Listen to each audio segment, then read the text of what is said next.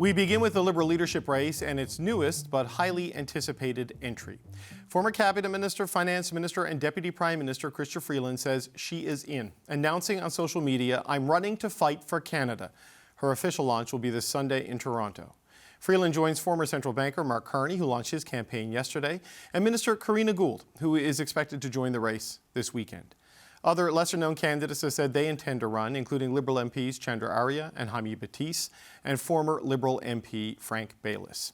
And these are the initial contenders who have opted not to run, the latest being Minister of Energy and Natural Resources Jonathan Wilkinson.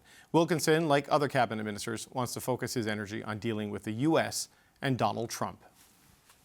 Well, here to talk about the state of this race and where it all stands, the Parliamentary Bureau Chief for Radio-Canada, Louis Blouin, and the CBC's Chief Political Correspondent, Rosemary Barton. Good to see you both. Welcome back. Hi, David. Okay, let's start with who's in, and the big name to officially get in today is Chrystia Freeland. Rosie, what does this entrance by the former Deputy Prime Minister and Finance Minister do to this race?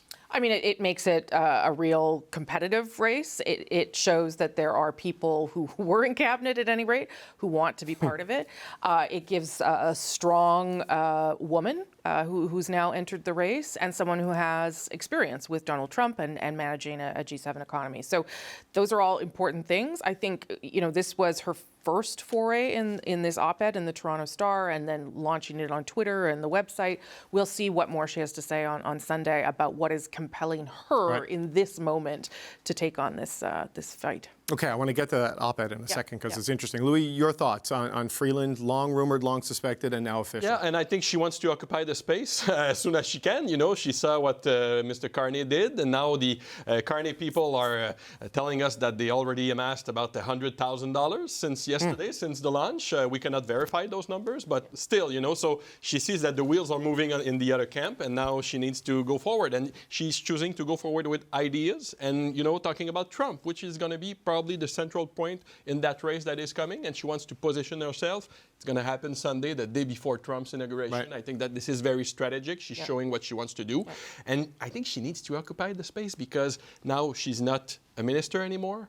She's not managing the crisis, so she will have to remind people very hard what she did during the negotiation of NAFTA. Right. And that's the main goal now, is it's to be visible. Yeah, and the government will be occupying a lot of that space, right? Like Justin Trudeau will be occupying a lot of the space in terms of taking on Trump. So it is hard to make sure that you also can get into that conversation. So while Justin Trudeau is doing it, she did this op-ed you referenced in the Toronto Star. This is Chrystia Freeland writing in an op-ed in the Star, essentially saying if she was in charge, this is what she would do. It's titled, "We Won't Back Down to Donald Trump. The U.S. should brace for the biggest trade blow it has ever endured."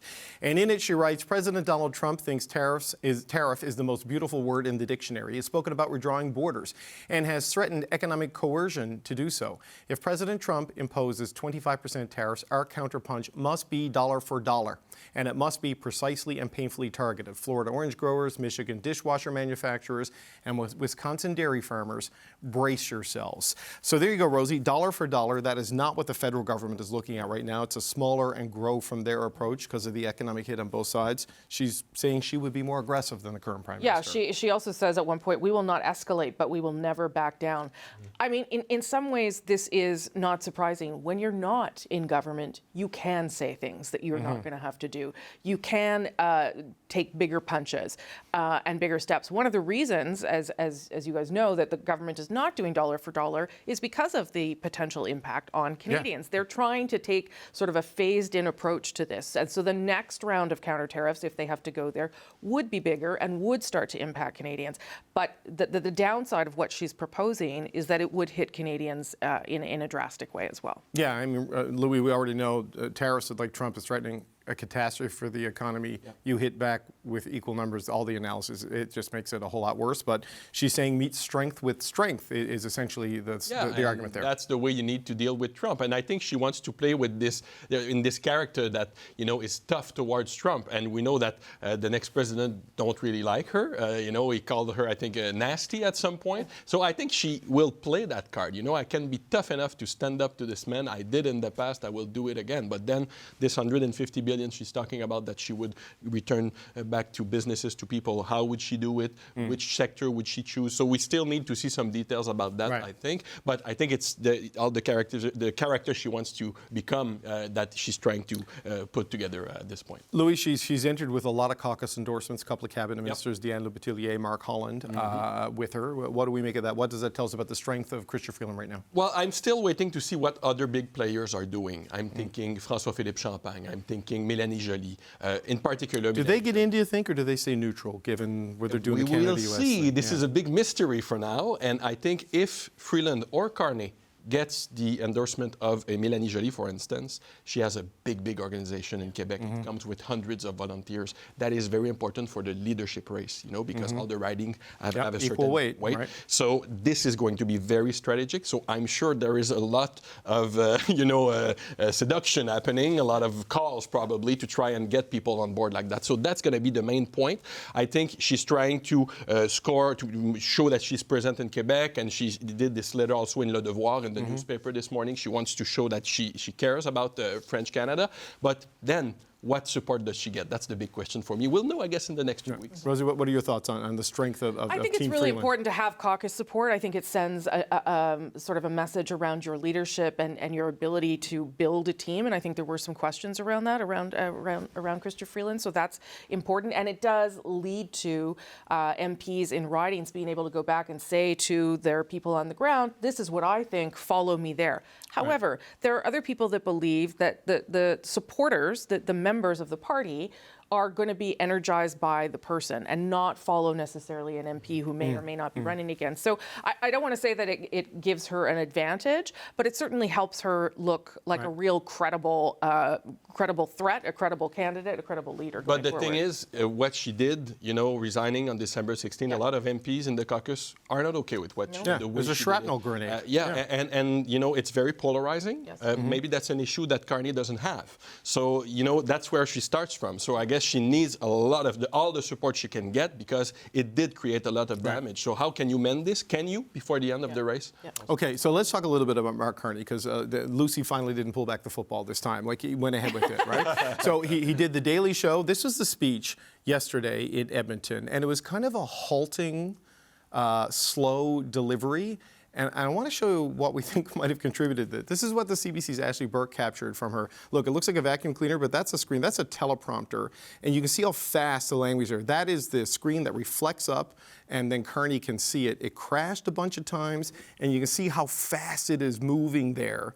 You can't read that. So look, that's interesting. We've all read off teleprompters. You can't read it when it's going that fast. But he had the paper speech. He had time to prepare. Yeah. What do we make of the launch yesterday? Knowing there were some technical issues, but it still was kind of a low-energy performance. Yeah, I mean, I think everyone would agree that there was a lot of substance to what Mark Carney was saying. There was a lot of smart positioning in terms of how he is approaching this race, and knowing that Freeland was going to get in and there'll be other people. I think the delivery was flat. I think that's a fair assessment. Knowing that there were these technical issues, it certainly explains some of it. But when you are delivering the launch of the beginning of your political career, the job that you maybe have always wanted, and you have to give an impassioned plea to Canadians and people watching on TV about why this matters, that's probably right in here, not on a screen. And from that perspective, there was something, I think, that was missing.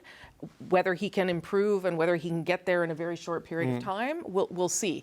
But I would say that the problems were not solely a teleprompter problem. Yeah, because it's interesting. He was comfortable on the Daily Show, comfortable in the Q&A with reporters after, but that was jarring in its halting nature, right? But if I was an advisor, I would just pick the script and remove it. Just put bullet points and speak your mind and do it naturally, I think. But he's going to need to develop that. He's going to need to be, more passionate about it, because he's going to eventually, if he wins the race, then he's going to be facing Pierre Poilievre, who is a ferocious, debater, and he's going to have to get passionate into it. He's not reading anything. No, and this is going to be a real battle, and you're going to have to fight. You no choice, and you will also have to fight to mobilize the Liberal vote at some point and get people out to vote, and that's also a talent that you need, and you have to inflame that. So let's talk a bit about the substance, Louis. Let's start with you on this. In that he said some very critical things about this government, that the Prime Prime Minister and his team have lost their focus on the economy far too often, spends too much, invests too little, taxes too high, growth too low.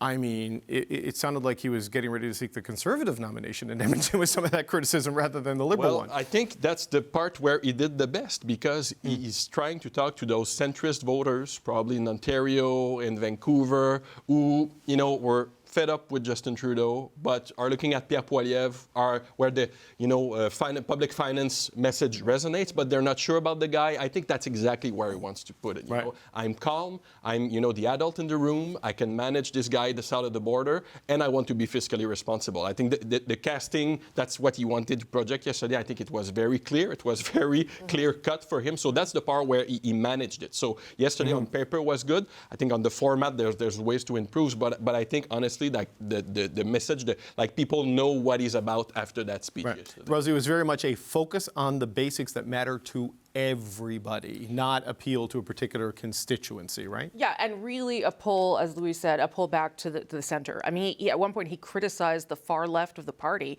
for wanting to subsidize everything that Canadians do.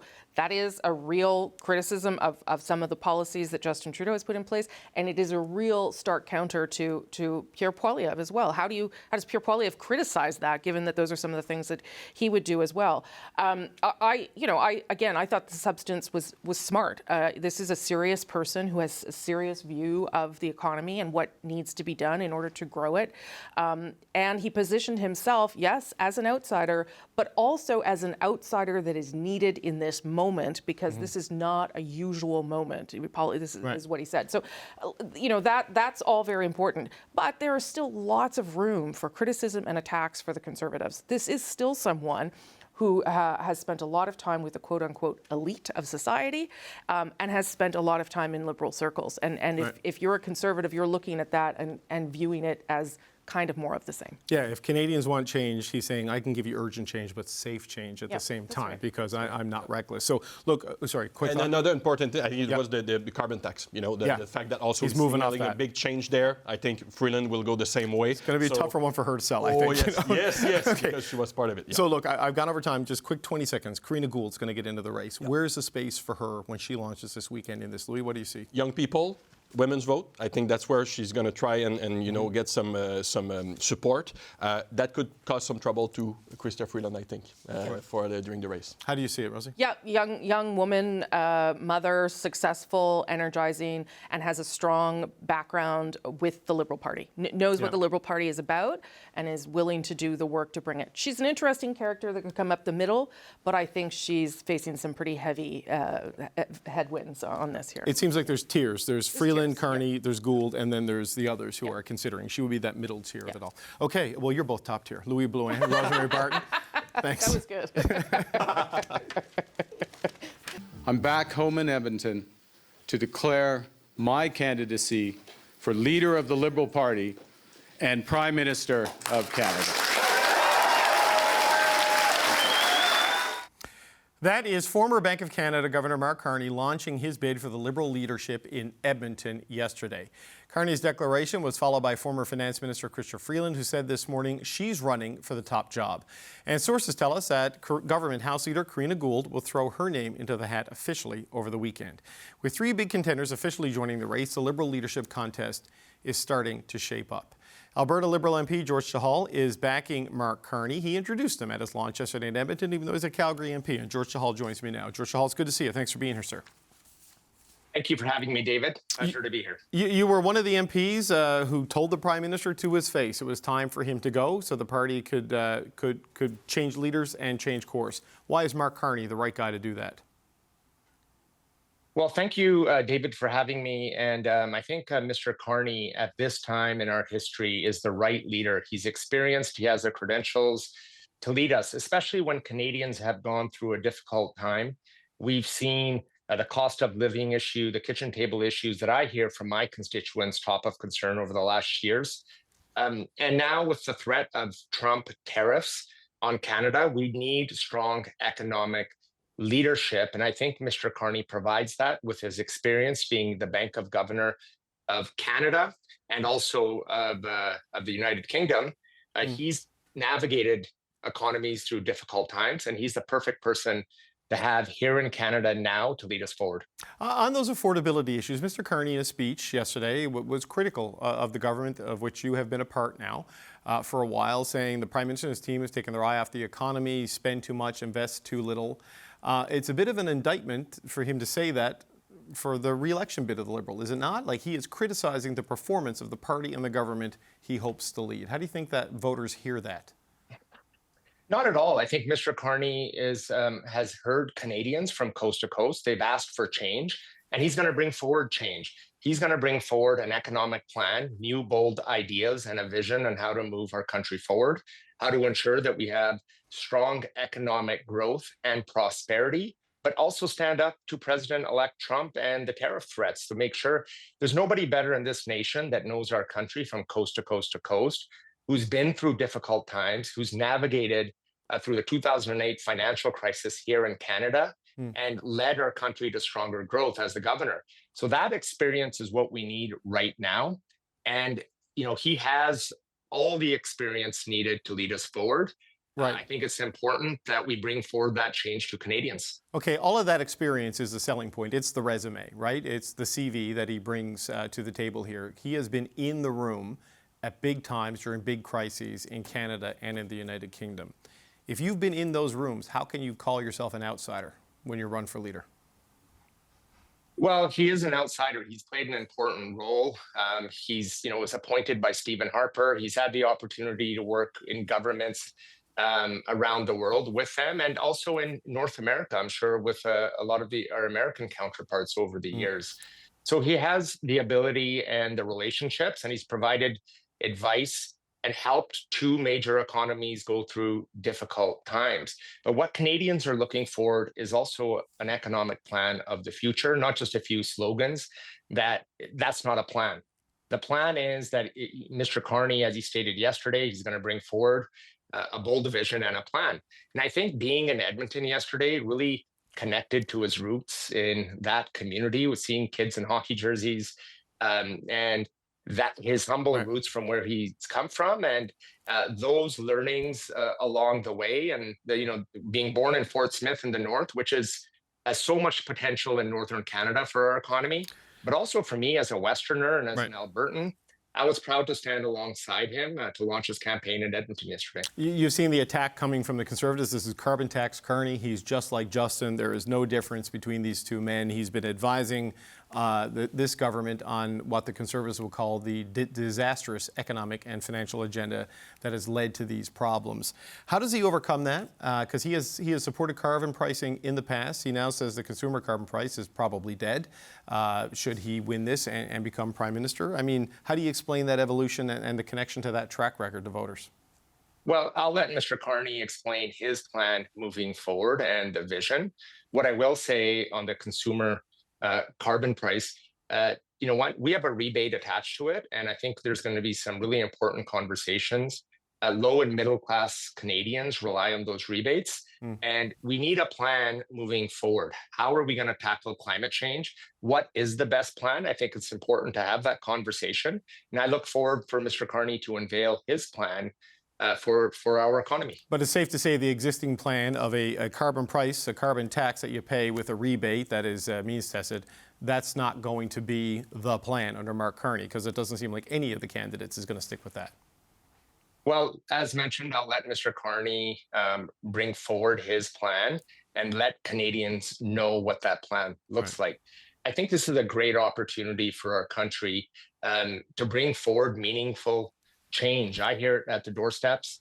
I hear the issues from my constituents, and I know his experience and credentials are going to help us navigate us through these difficult waters as we may head into with President-elect Trump and the Trump tariffs.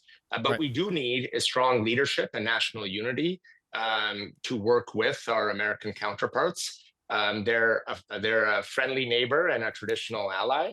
But these are challenging times with the threat of these tariffs. And we need someone at the helm who has the experience, and has the ability to understand the impact on our economy and the U.S. economy, and has a plan to move us forward. Mr. Carney has that. I want to ask you a final question, George Chahal, just about sort of the internal dynamics within the party. In terms of just raw numbers of public endorsements right now, Chrystia Freeland seems to have an edge, though the Carney campaign tells us 30-plus MPs are with him. Not all of them have publicly declared just yet, but you obviously have. You are a Sikh Canadian. There is within the Liberal Party the Sikh caucus, with a reputation for being very good political organizers and fundraisers. And the suggestion to me is that you're all with Mark Carney, that as a group, the Sikh MPs inside the Liberal ranks have decided this is their guy. And we saw Randeep Sarai and we saw Sukh Dhaliwal also in Edmonton yesterday. Is that the case? And how meaningful is that in this contest? Well, look, all my colleagues will make their own decisions independently, and some of them have, and I think others will in the upcoming days. I know Mr. Carney has strong support within our caucus, but I saw yesterday at a launch, so many Liberals in Edmonton were excited to see him and want to support him moving forward. And for me, that's very encouraging for our party to re-energize and re-engage Canadians. And I know many more of my caucus members in the upcoming days will be coming forward to support him. I made the decision personally, knowing who I think would be best to lead our country moving forward into the next election, but most importantly, to lead our party and to re-engage and re-energize our party base. But we need strong leadership to lead our country forward. He'll come forward with an economic plan to deal with the challenging issues that we currently have. And I know many more of my colleagues feel the same way I do and will come forward to support him. All right, well, George Chahal, we want to thank you for being here today. If you do see Mr. Carney, please tell him we'd love to have him here so he can explain these ideas to our audience. So we appreciate you being here, and please see if he'll come on the show. Thank you, sir. Thank you for having me, David. Have a great day. Former Finance Minister Chrystia Freeland has joined the race to become Liberal leader and the next Prime Minister. Freeland announced her bid on social media today, saying, "I'm running to fight for Canada." She also kicked off her campaign with a stark warning to President-elect Donald Trump, writing in the Toronto Star, the U.S. should brace for the biggest trade blow it has ever endured. Freeland will officially launch her campaign this Sunday, and she'll be doing so with Health Minister Mark Holland at her side, the first cabinet minister to endorse a leadership contender. Minister Holland joins me now. Minister, it's good to see you. Thanks for taking the time. Thank you, Dave. Since you endorsed Chrystia Freeland, I believe your colleague Diane Leboutillier has also done so. Why Team Freeland after everything that's happened in the past month? Well, I go back to 2013, and that was a time when we were in third place. We didn't have a lot of hope. We had an incredible leader. And Chrystia left an incredible career where she was renowned for the work she was doing as a journalist and as an editor with, the Financial Times, Washington Post, Globe and Mail, Reuters, and took a chance on a third place party with promise of nothing. But I saw somebody when I was knocking on doors who really bled our cause, cared about us, and over 12 years, I've never stopped seeing that. And I've been so impressed by her tenacity, how she dealt with NAFTA and protected the interests of this country, and in her private life before, how she took on Putin and the Soviet Union and human rights abuses there. So, on a personal level, it was a clear choice for me. I know her well, I know who she is, and I'm proud to support her. Okay, but what about what happened on the 16th of December, Minister? I mean, that resignation letter was a bit of a shrapnel grenade for the entire Liberal cabinet and caucus with what she said and the way she did it. And she hasn't spoken since, so we really don't know her full story on this. But that was widely seen as pretty damaging to your party. How do you look past that? Because I know some Liberals I speak with, and I'm sure you speak with, they can't. They have a real problem with that. Yeah, and I understand that. And, for me, I put it in its context of working with her over 12 years and on all of the work that she's done. And I think that, we're a party that has to have room for dissent and different opinions. Our party has survived a lot of dissent. I think we see on the other side of the aisle a party where there's no room for a different opinion, where there's no room for debate or to share a different idea.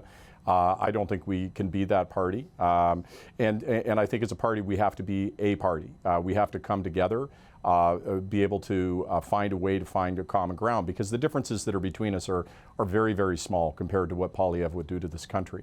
And so for me, I think it's put in its proper context, and it's important that we come together and fight this battle as a team. I'm going to be supporting with every inch of my effort whoever is successful in this leadership campaign.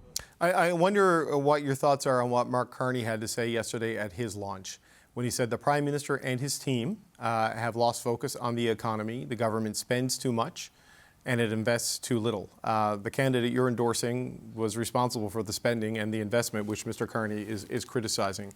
How do you react to that as a Liberal minister, and how do you think Liberals across the country are reacting to that? Well, I think it's easy to say you can just kind of let go of all the things that we've done.